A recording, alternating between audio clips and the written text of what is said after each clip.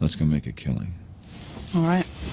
Welcome to the Las Vegas Football Contest Show. 10 to the 5 to the 4, play 1, touchdown! The sharpest football contest show in the land. I'll take the action. My Birds, Benjamin Franklin's team, favored by 1.5 points. I'll give you 3 more. You're now riding shotgun with 2 former contest winners in Brady Cannon and James Salinas.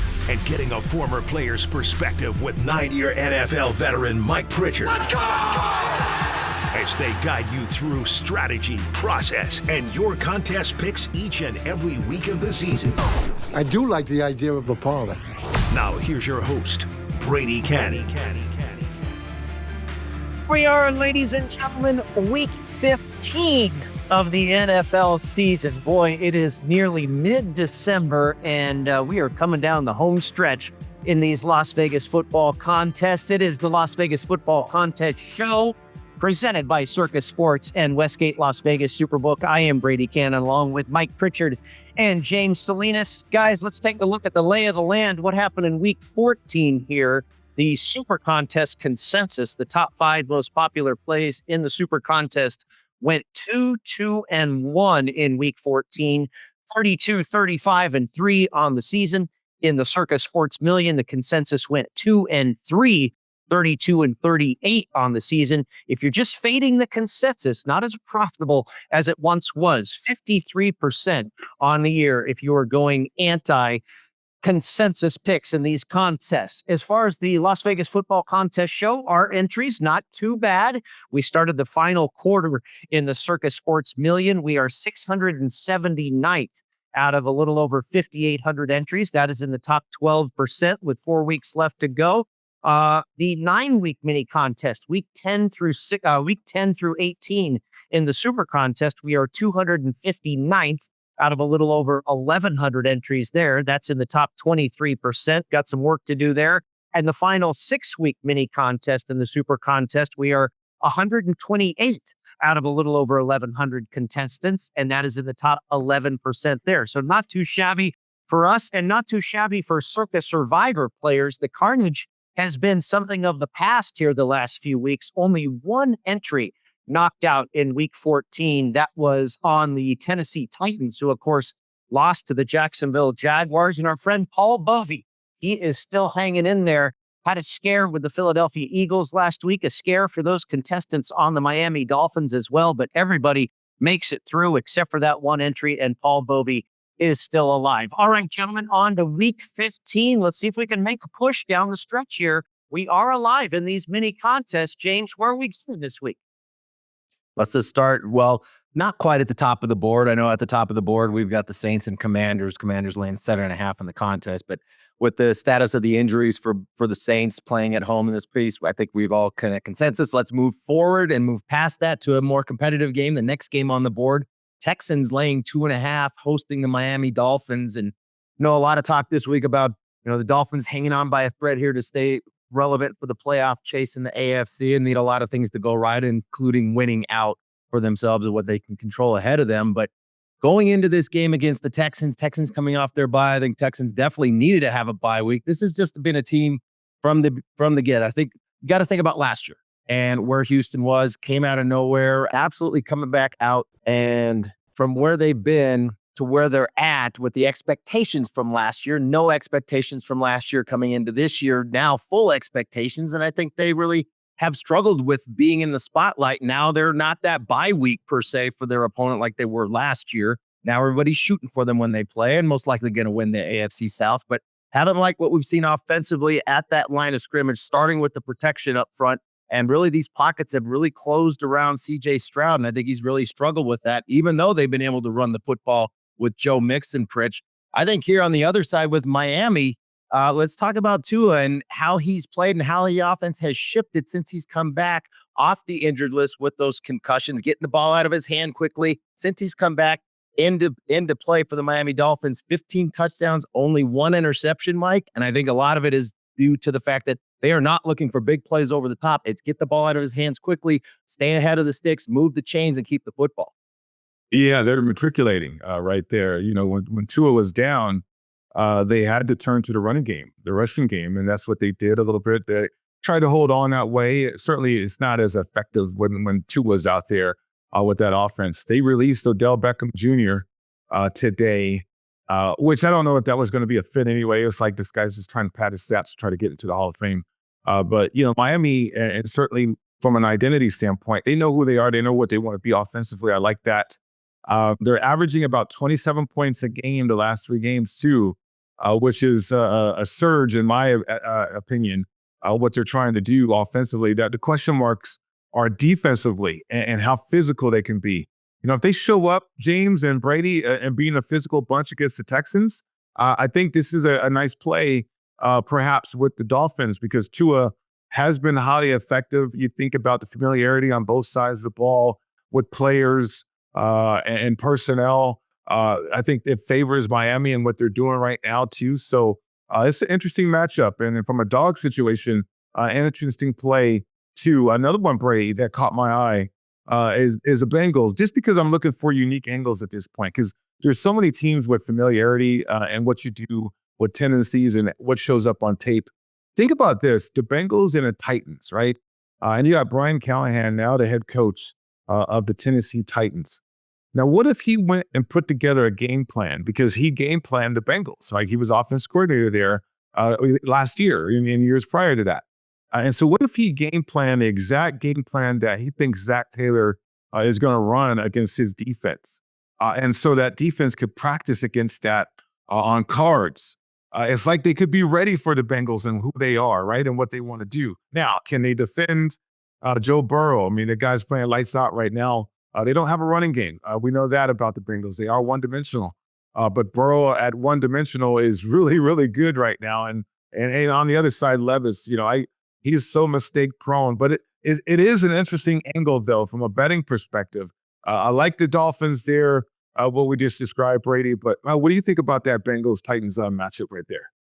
Well, I think you bring up a really good angle there with Callahan facing his former team. The Titans look like a play to me every week. This week, when I crunch all the numbers, I come out to the Bengals should be a 2-point favorite, yet they're laying 5 points here. The problem is the Titans never come through. They might look wonderful on paper, but they've only covered the spread twice this entire season, so it's hard to back them. And I also, can you really trust the Cincinnati Bengals as a road favorite 2 weeks in a row?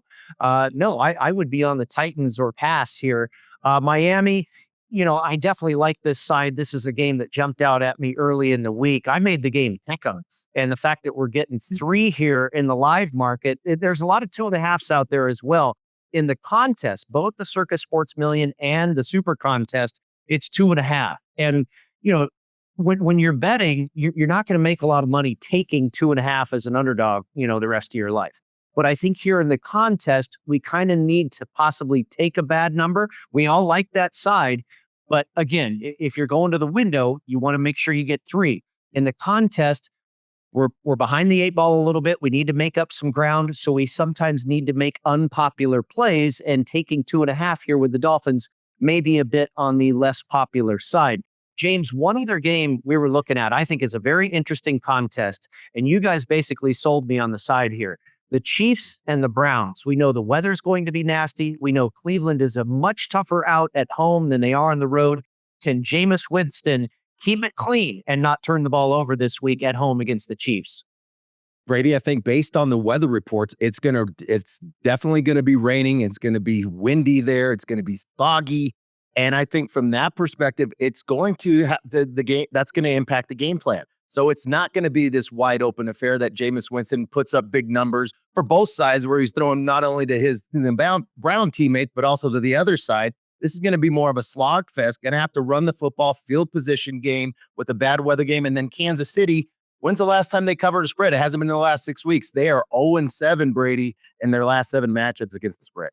Yeah, incredible Kansas City, the way they continue to pull out victories, and they did it again. I mean, we saw it against the Panthers.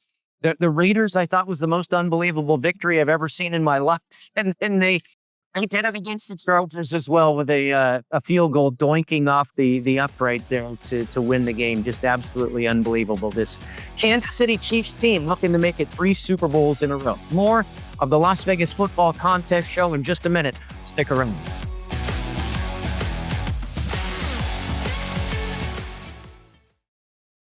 Want to enter the biggest and best football contests in Las Vegas, but don't know where to start? Look no further than footballcontest.com to get the info you need to succeed in the biggest football contests in the world. Circa Million, Circa Survivor, and the Westgate Super Contest. Reserve the most trusted proxy service in the business now at footballcontest.com. Maddie and Tony have been leaders in the industry for 15 years. They submit your picks while you focus on picking winners. Experience matters. Go with the pros at footballcontest.com and start winning now. Welcome back into the Las Vegas Football Contest Show presented by Circa Sports and Westgate Las Vegas SuperBook. Brady Cannon, Mike Pritchard, and James Salinas with you, covering Week 15 in the NFL. We were touching on the Browns and the Kansas City Chiefs in the last segment. And Mike, you had something to add there, making our case for the Cleveland Browns. Yeah, I mean, it's all about matchups right now in the month of December as we get into January, and teams are trying to gear up. Something that's showing up on tape repeatedly for the Chiefs is a problem at left tackle. And so we know on the other side of that is Garrett. So that's going to be an interesting matchup. I think the Chiefs are going to have to account for the Defensive Player of the Year and what he can do and how he can wreck an offense. And by accounting for him, therefore, they're not going to get enough guys out in routes. So if you're Schwartz, you don't have to take any chances. You don't have to take any shots. When it comes to blitzing and trying to pressure Mahomes, you can play coverages, right? As your pass rush is going to occupy more participants or more outlets there for Mahomes. So that to me is an advantage for Cleveland. We just got to keep Jameis clean, right? James, I mean, we can do that. Then all of a sudden, we're looking at a nice play right there. Back-to-back scenarios too for Jameis when you think about playing the Steelers. In 3 weeks, consecutive games right there, or not consecutive games, but playing them twice within 3 weeks. And now the Steelers on that side, they have a big matchup too, which I've been high on the Steelers all year long. And it's mostly because of Tomlin. It's mostly because they have a Super Bowl winning quarterback in a locker room that can make an impression on a roster that has enough young players on it that's getting better, but enough savvy veterans, enough premium players too, to make this a viable playoff, if not Super Bowl caliber team. And I look at the Eagles with the inability to really be prolific throwing the football. Yeah, they have Saquon Barkley, and yes, they're balanced, and yes, they're explosive. But the inability to be prolific offensively, I think, allows the Steelers to be creative and exotic defensively with some of these zone blitzes and maybe get home right there. So the Steelers catching a lot of points. I love them as an underdog. I think they're undefeated as an underdog all season long. James, what do you think? Well, and not only this season, Pritch. I mean, for since Tomlin's been there, anytime they've been an underdog, they are well above 500 ATS covering, not only covering, but winning these games outright. Now, I think this matchup's going to be interesting. You talk about a couple of teams that, to me, this is like World War I. It's going to be fought in the trenches on both sides of the line of scrimmage for both the offense and defense of both respective teams and their units. But couple of things thinking about where the Philadelphia Eagles are. You heard, even though this team's winning and they're rushing the football with Barkley, and what a great addition he has been to that Philadelphia Eagles offense and a tremendous offensive line. I think it's 1-2. You can go either way, whether you like the Philadelphia Eagles offensive line or the Detroit Lions offensive line. I mean, there's a reason why both those teams rush the football as well as they do. But now with A.J. Brown coming out saying he wants to be teased, not happy, not being targeted enough, and publicly, we've heard it from the Eagles OC and the head coach saying we've got to do a better job of getting A.J. Brown involved. And sure you do. He's a hell of a player and a big target. But does that get you away from what you're doing? Are you trying to appease a player, or are you trying to find what's going to be your identity to win football games? And then the other side, Pittsburgh, we know who they are. We know what they're going to be. Tomlin's not going to play that game. It's like if you're either going to buy into what we're doing, or you're going to find another team to have to try to play for, because this is who we are. Our identity is intact. I think the only concern I have is if Philadelphia commits to rushing the football, which I think they should. Not sure if they will, but I think they should from a game plan standpoint. Couple key injuries for Pittsburgh on that defense in the middle. Not only is Ogunjobanji, I didn't want to mispronounce his name. Sorry, Larry, number 99, the big fella Big fella, 99 in the middle. All right. Larry, 99. Yes, he's a big one. He's a rotational player, but he's really stout against the run, but more so Deshaun Elliott. He's the one that came over, box safety, that came over from Miami last year, played last year, interesting enough, for Vic Fangio for now the DC with Philadelphia, but never really a good fit. He's a box safety. He's the one that wants to get dropped down in there, heavy box, get in there and mix it up and put a hat on, guys. He's not going to play in this contest either. Now, he leads the Steelers in open field tackles, solo tackles. Anytime I'm taking a team and you're wanting to have you want your best players out there, it's going to be a phenomenal matchup. It's going to be a great game to watch on Sunday. But I want to have my best players out there. That's probably the only pause for concern for me. I don't want to lay it with Philadelphia here, Brady. No part in wanting to lay 5.5 in respective contests. But I think that's my only concern is if Philadelphia commits to rushing the football, you got two big run stoppers that will not be in the lineup for Pittsburgh on Sunday. Well, you might not be the only one who is concerned because we've seen this game go to 5.5 across the board. It's 5.5 just about everywhere, and actually a lone 6 right here in Las Vegas at Circa Sports. So again, looking at game theory, we will certainly probably be in the minority taking the 5 and maybe even the 5.5 with the Pittsburgh Steelers. We will see. We have to kind of play that way a little bit, even though we like that side. I thought the game should be, Philadelphia favored by somewhere between 2 and 3.5. When I saw 5.5 early in the week, it really jumped off the page at me, and now all the way to 6 at Circa. One other game, James, I want to ask you about. I know it was last week we were talking about the Lions meeting the Bills, and you were like, I love the Bills. Not this week against the Rams, but I really love them next week against the Lions. We've kind of changed our tune on this one. Both of these teams are kind of beaten and battered and injured all over the place. But this week, you're kind of now leaning towards the Lions, James, rather than the Bills, yes? Well, and it's really based on the injuries. We know the strength of that Bills defense is the secondary, and in particular at the corner spot. Rasul Douglas has already been ruled out of this game, top cornerback for the Bills. Both of their safeties are banged up, barely practiced this week. They've got respective back and neck injuries. So those are things that those can be tweaked and pop up at any time. And we know the Detroit Lions have been banged up here, Brady, but I think of the collective players that are still on that defensive side, they are healthy. And I think that's the other side now that concerns me, being able to stop the Detroit Lions and that rushing attack. I think they're going to be able to stay ahead of the sticks, keep Josh Allen in that offense on the sideline here. Now I've kind of flipped and I like the Lions in this matchup. Yeah, I don't have a real position on this one. When I crunch all my numbers, I come out right about exactly where the number is, somewhere between 2.5 and 3. I can't really find an edge in this one. We'll see if Buffalo's able to sustain the effort that they had last week, Mike. They put up 42 points up against the Rams. So I think this is going to be a great one to watch. I don't know if I'm going to be betting on it. We'll see if it ends up making our contest card. When we come back, we'll continue to scroll through the games. A loaded card here in Week 15. No bye weeks this week in the NFL. No bye weeks the rest of the way. The final 4 weeks of the regular season, the final 4 weeks of the football contests here in Las Vegas. We'll be right back with more in just a moment.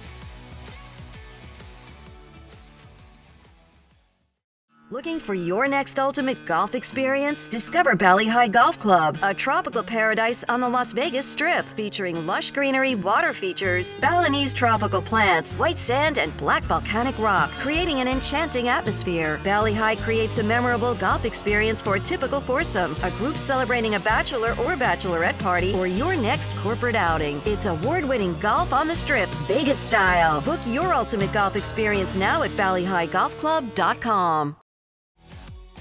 Welcome back to the Las Vegas Football Contest Show presented by Circa Sports and Westgate Las Vegas SuperBook. We have made our way to the Mile High City. You used to play there, Mr. Pritchard. Talking Broncos and Colts. Give me your thoughts on this contest. Yeah, the Peyton Manning Bowl, right? There you go. He'll be in attendance. Yeah, he'll be in attendance. The thing about Broncos, and James has mentioned this before in previous shows, is I think the home field advantage is back. They're excited about Bo Nix. They're excited. It's Broncos country. The Broncos are winning. Everybody's excited. They're losing. Everybody's miserable. And so now you have the Colts coming to town. And certainly, for Coach Payton and everybody to make the playoffs. That's in the cards. They got to take care of business though, and they got to win a game like this at home. And that to me is a message that has been delivered to the players in the locker room. There's no pressure on Bo Nix at this point. I mean, the guy's highly comfortable. He's comfortable with Peyton, how he's calling the game. Peyton has developed him and brought him along perfectly, not giving him too much, but now starting to give him more. And they're getting down the field, vertical passing game. The guy's been pinpoint accurate with the football, throwing it deep too. So that's exciting, along with the running game. Now, where it gets interesting to me is what Steichen's trying to do with AR, right? And they should be a run-heavy, certainly a zone running team with RPOs and all that with AR, but they're not doing that. They're trying to play action him. They're trying to drop back Anthony Richardson and make him a conventional quarterback that has not had a lot of experience playing the game that way. So it's been a struggle. He's 47% completion percentage, for Pete's sake. I mean, that's horrible. And now I'm going to throw in altitude. I mean, this guy from South Florida, I don't know if he's ever been in altitude before. That's going to be a significant factor, I think, at the beginning of the game. So I'd be curious if the Broncos try to be ultra aggressive to start this one out and see how the Colts can react to that. So there's a lot of edges there for me and a Peyton Manning Bowl favoring the Broncos. James, what do you think? You're in that backyard of the stadium right there. Ultimately, this is like a play-in game for the playoffs because whoever wins this, in particular for Denver wins this football game and they've got a stranglehold on that final playoff spot and potentially opportunities to move up the ladder in the playoffs as a wild card. Not going to win the division, obviously, in the AFC West. But yeah, to your point, Pritch, I mean, it is back. There is such a buzz around the Broncos team because it's been 9 years. It's kind of crazy to think that it's been that long since they won the Super Bowls, won Super Bowl 50 back in 2015. Where does the time go? It's already 2024.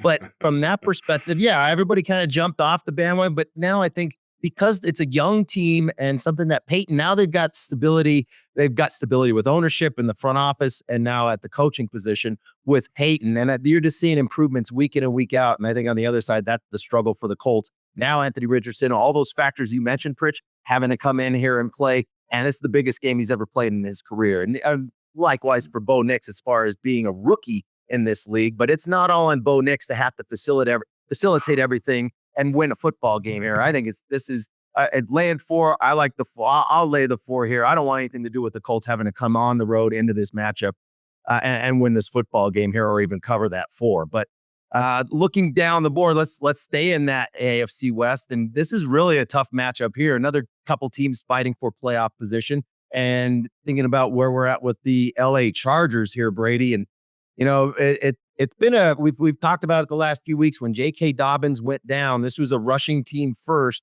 to start the season. We knew what it was going to be, ground and pound for Coach Harbaugh coming in, changing the identity of that Chargers team. And then Herbert being hurt, starting the season, rolling his ankle later or early in the season as well. Well, now we're back to Herbert really banged up. He had dealt with a high ankle sprain on his right ankle for the first part of the season. Now it's his left ankle. He's got an ankle sprain. He's got a swollen knee. He's got a contusion in that left leg. So really 2 bad wheels here for Herbert. This is a tough matchup for me. I kind of went both. I can go both ways. We know Herbert's going to play, but he's going to be severely compromised as far as being able to extend plays. And now not having J.K. Dobbins out there, we've seen it the last 3 weeks. This team has only scored 3 offensive touchdowns, which includes a game against the Atlanta Falcons, who they allow Pee-wee teams to come in and score touchdowns on him, Brady. I don't know where to go with this one. This was a tough matchup. I think based on the injuries on both sides, this was a pass for me.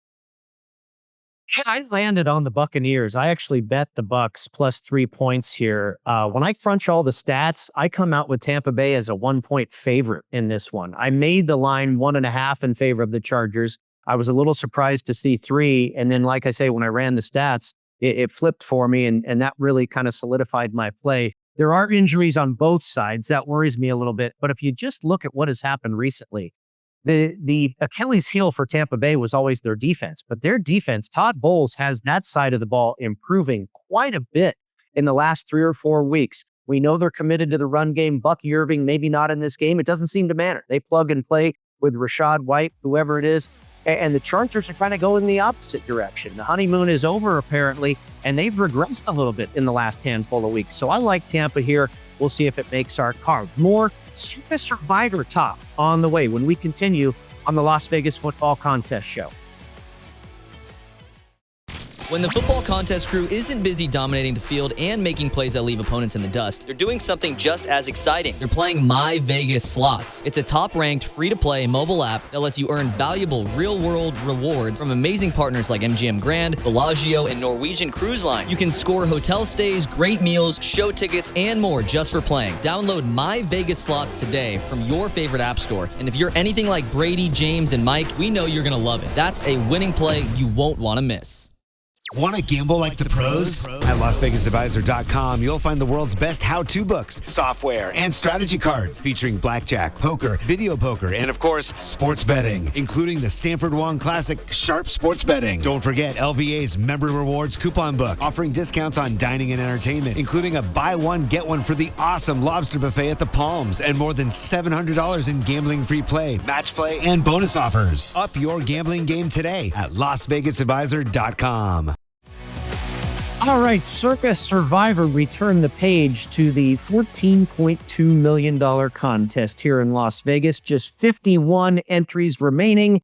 The inherent value of that $1,000 ticket you purchased over the summer, close to $280,000 at this point. Monetization is the name of the game as we head into week 15. And Mike, I'll start with you. There's 4 games that stick out this week as far as the bigger spread, the bigger favorites. The Washington Commanders, Jake Haener in for the injured Derek Carr there in New Orleans. Washington, a road favorite in this case.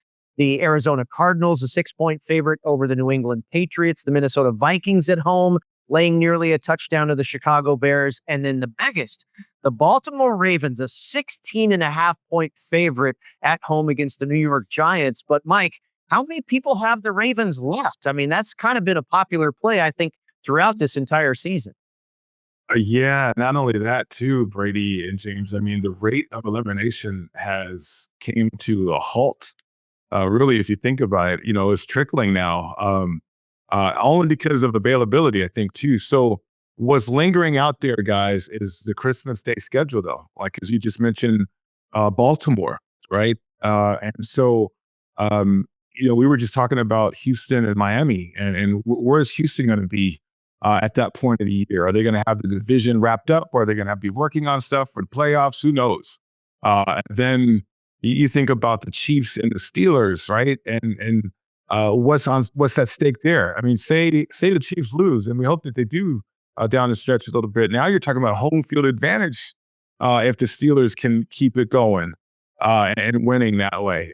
And then, you got the Seahawks and Bears, and we don't know where the Seahawks are going to be. Are they going to be in first place, or are they going to be fighting for first place? So it gets interesting about availability, and on top of that, a rate of elimination. And you mentioned it, monetization. I mean, that's going to happen too, right? People are trying to hedge, and maybe some of these bigger bets that we're getting wind of are people hedging, calling mommy, daddy, trust funds, or whatever, trying to get some money to hedge. But now it gets interesting down the stretch here. But you're right. I mean, they're on the road. The Ravens are on the road. This is probably the spot to use them more so than that game against Houston. If you have them available, you definitely want to keep surviving here, and that's the name of the game. And absolutely, you can't probably worry about that. Now, if you have 2 entries or multiple entries, more than 2 even, then you're sitting pretty. But if you have one, man, I mean, you're thinking about 14 million, and you're thinking about the Vikings at home, surprising 11 game winning season so far with Sam Darnold. And then you're thinking about the Cardinals and the erratic Kyler Murray at home too. Do you want to risk that 14 million that way, or kind of solidify it with that play with the Ravens? If it was me, man, it gets difficult. But I would hope to have more than 1 entry. But if I only had 1, I mean, I would have to try to survive with the Ravens. There's no way I would risk it with those other teams right there, even if I had those guys available. Yeah, and I think that's the challenge is I think there's only 2 entries that have 2 entries. in a sense, right? Everything else, they're all solo. So you don't even have that in your stockings. Like, well, we can get to Christmas, and hopefully we have a double option where we can have take one side and take the other side in the game and sacrifice one to move forward into the last 2 weeks of the season. I think for sure, if you're thinking about, and you have to, obviously Christmas has to be a big consideration to get there. Seattle and Chicago. I mean, I don't want to, right at this point, Kansas City and Pittsburgh, coin toss. I have no idea who's going to win that football game. I'd probably lean towards Pittsburgh winning that football game, playing at home on Christmas Day versus Kansas City, who, they may have the division locked up. They're fighting for one seed. If they continue to win out, they may have already clinched it. So a lot of things to consider here in the next 2 weeks. But let's circle back to Baltimore. Biggest spread on the board by far. Yes, if you have other teams available for Christmas and you don't want to play the Ravens and you can afford to not play the Ravens at Houston, another road game there, tough game on Christmas Day. This is the week to take the Ravens, but Brady, do you want to take the Ravens and lay 16.5 points? So let's look at it from an ATS perspective. I know the Giants, we're back to Tommy Cutlets. Tommy DeVito is going to be back under center. I don't know if that's a bad thing. Or is anybody, can't even say under center anymore. How do anybody even get under center anymore? All right, he's going to be playing the quarterback position, sitting in the pistol, sitting in the shotgun. But back here with the Giants and thinking of the Ravens coming off their bye, 16.5 points, and the schedule that has coming up for this Ravens team to still have a potential outside shot to stay. They're still in contention to win the AFC North because they will finish up. They will have another game to host Pittsburgh as the season progresses. But 16.5 points is a hell of a lot of points, regardless of how bad and how injured the New York Giants team is right now. I would never lay 16.5 points in any level of play, let alone here with the Ravens going to have to go on the road. It's Giants for me here or no play as far as that matchup's concerned, Brady. Yeah, I think it's tough to get to the window with the Giants. I made the number like 12. And I think when you get to a spread that's in the neighborhood of 2 touchdowns, it's hard for me to come up with what the number should really be. But I guess 12.5. And then when I crunch all the stats, it comes out to like 11.5. I think the true number here is probably somewhere between 11 and 14.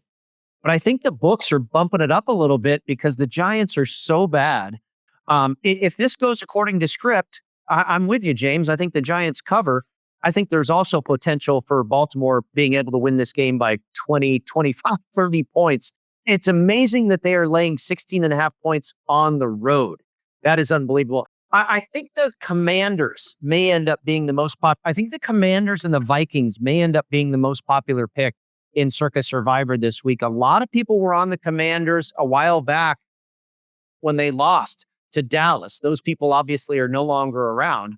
And then the Vikings feel like a pretty safe bet at home against the Chicago Bears, who have been absolutely awful the last couple of times we've seen them. But they have played the Vikings very tough. You remember they went to overtime back in Soldier Field not too long ago. I couldn't do it with the Cardinals. You said, Mike, you'd have to go Ravens. If you didn't have the Ravens available, are you on the Commanders or the Vikings?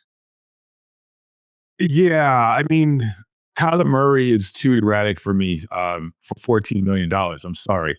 That guy makes too many mistakes, and certainly, he goes off script, and that right there, I probably would have a heart attack during that game, knowing that I have 14 million risking that way. But no, I think the consistency and what they're doing with the offense and the firepower that the Vikings have, I mean, that is intriguing. I mean, they get people out of their game plans because of how they're scoring, and certainly Sam Darnold's been an interesting story this year. But the Commanders too. I mean, it's the unknown for me, Brady, going to that dome. You don't know what Saints team is going to show up, even without Taysom Hill and Derek Carr was a non-factor for me anyway. It's more about Taysom Hill and certainly the dynamic he brings to offense for that team. But Jake Haener, he's barely 6 feet tall, not an accurate passer. He hasn't shown that to be that type of player yet. Can they run the ball with Kamara against the Commanders? I mean, Commanders are going to be fired up. They got Lattimore coming back, along with Daniels going back to the area where he played college ball. So there is some momentum there for the Commanders to be live and be ready for this game and then try to make the playoffs too. So there's a lot more to play for. I think from a Saints underachieving situation, that probably would be a safe play from a Survivor perspective. James, I wonder if you feel, like Mike alluded to, the rate of elimination has come to a standstill here in the last, 3 or 4 or 5 weeks, it seems like. Maybe 4 weeks or so. Are we finally going to see some carnage again this week? It kind of feels like there's no obvious choices. The Ravens, I know, but it feels like we may be in for a banger this week.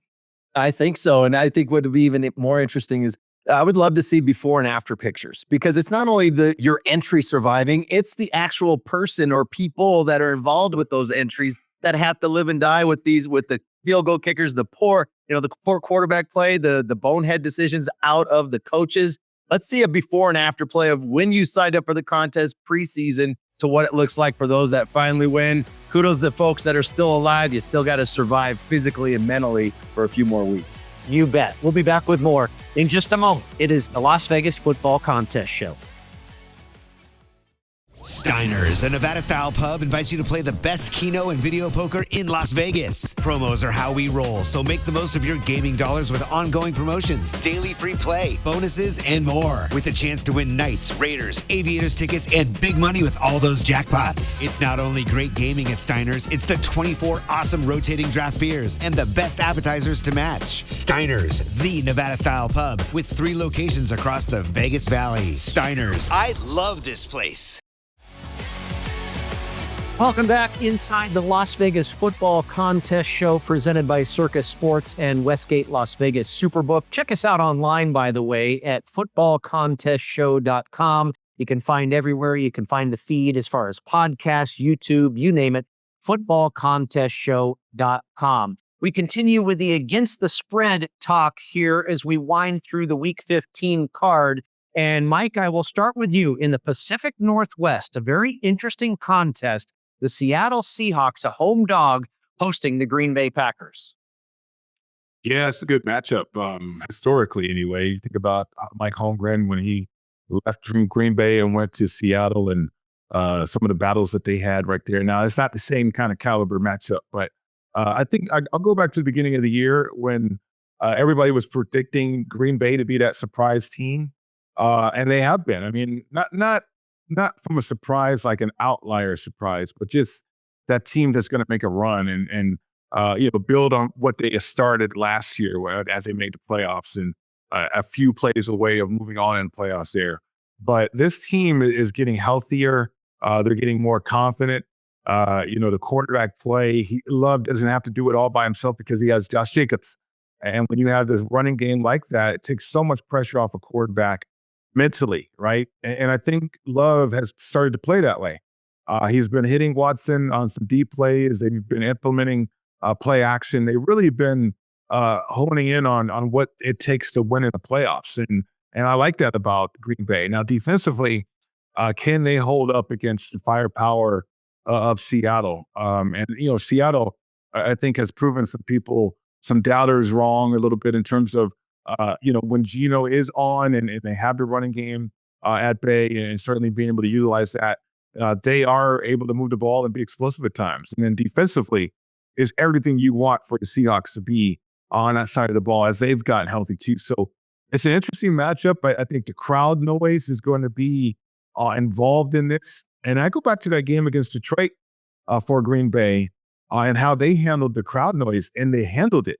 Right? I mean, they were poised. They made some plays there. And so that's going to be a nice bit of confidence to take on the road as they face the 12s and that stadium up in Seattle. So I like Green Bay. I love the momentum. I love what they're doing right there. I think Geno Smith is really erratic, James. And that can cost them at times in a matchup like this. Rich, I know you're not on the Geno Smith fan wagon, and rightfully so. I get it. And he's looked good the last few weeks. Definitely having a running game will help you look better and not having to put everything on Geno Smith. But what we've seen throughout his career, but definitely this season for Geno Smith, the highs and lows. And we've seen it for Seattle, the highs and the lows. I think the highs the last few weeks because their defense has gotten healthy. They had a lot of injuries early in the season. That really set them back. And when you're a new coaching staff, in particular, you're trying to implement a new defense, you want to have your best players available. It's not the greatest roster and assemble of talent on the defensive side, but from a starting perspective, they have some good starters, and now they're all back into the fold and back having some they're gelling and finding some chemistry defensively.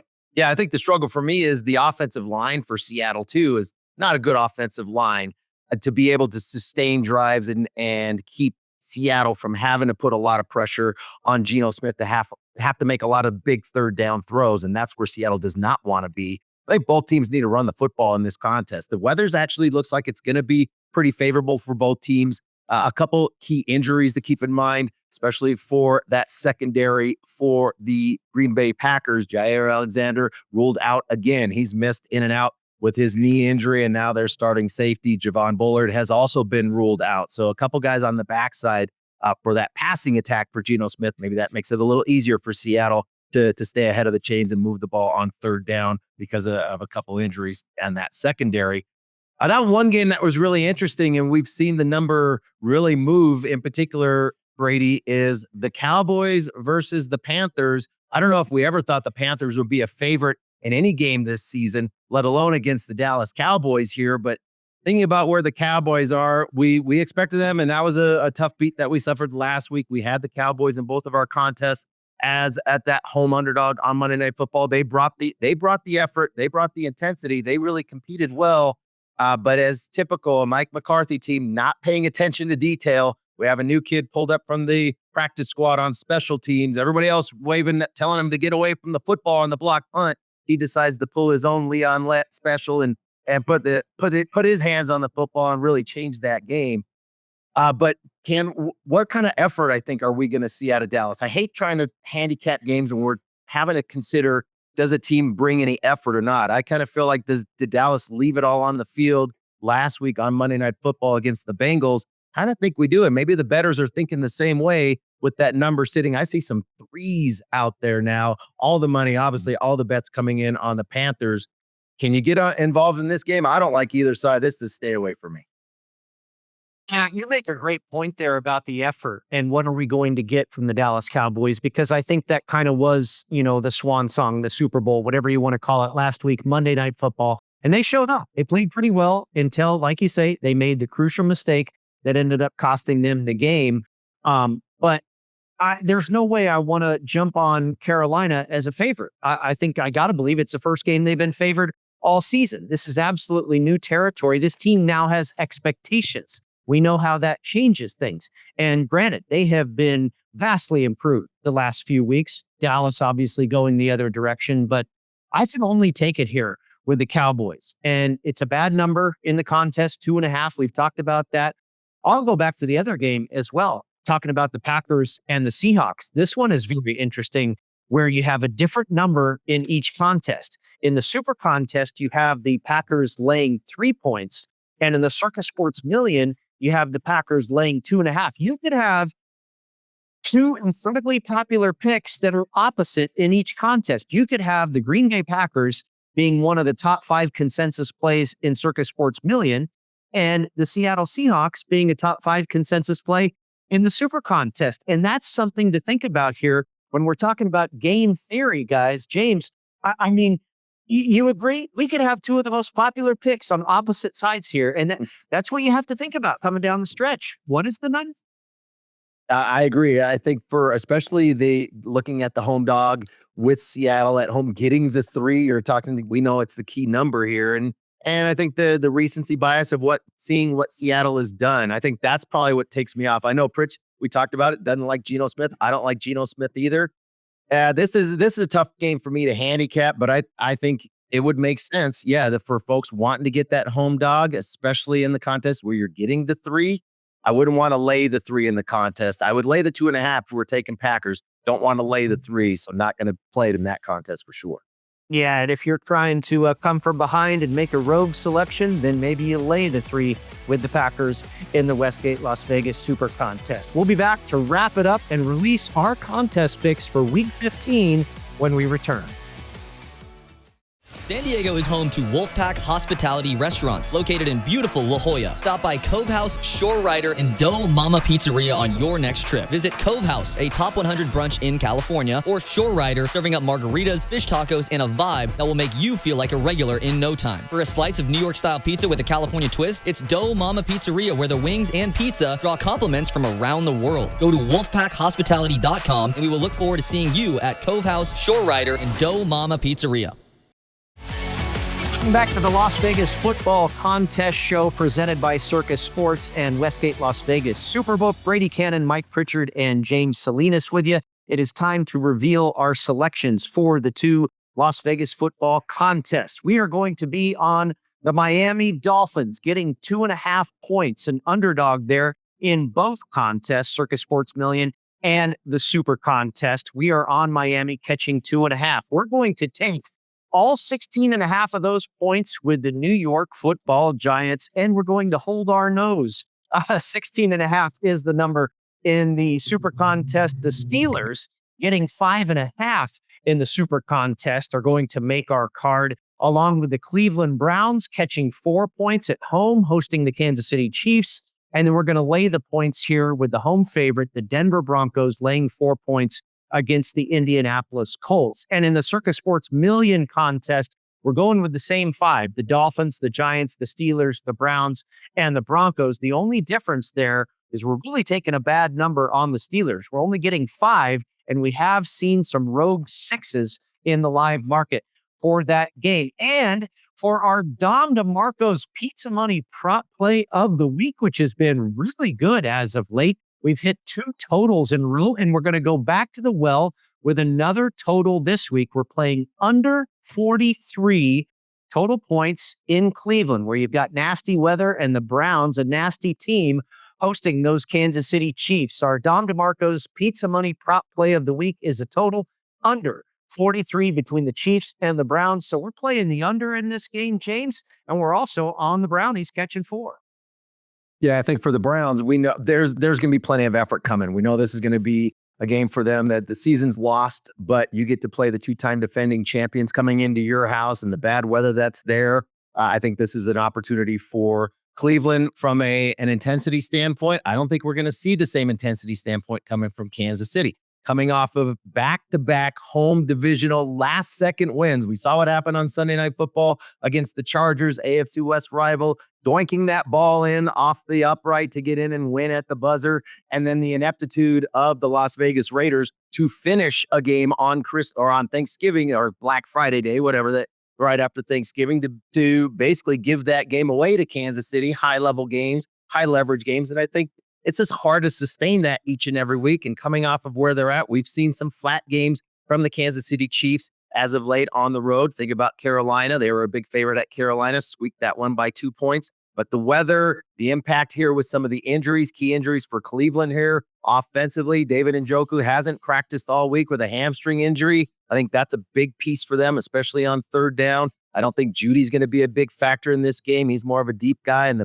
the weather is not conducive for that. As well as Cedric Tillman, another playmaker on the outside for the Browns, not going to play in this game with a concussion here, Pritch.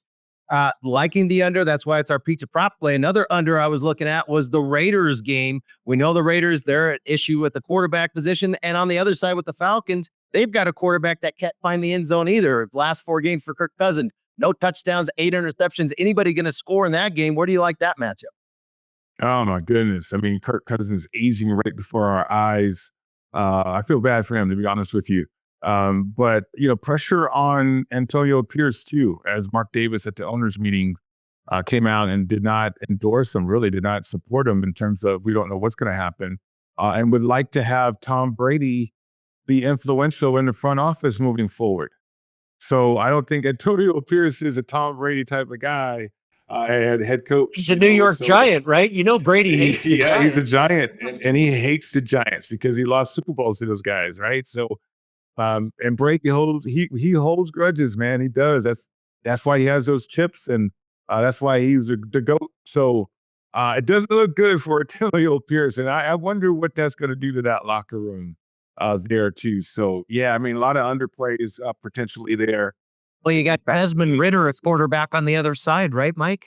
I mean, yeah, exactly. And he's not good anyway, though. So, I mean, good luck with that. Yeah, no, I could probably only play the Raiders here. My numbers say the Raiders should be a side, but I cannot get there. It's kind of like Will Levis, Jake Hayner. I can't put my hard-earned money on a game with Desmond Ridder at quarterback, gentlemen.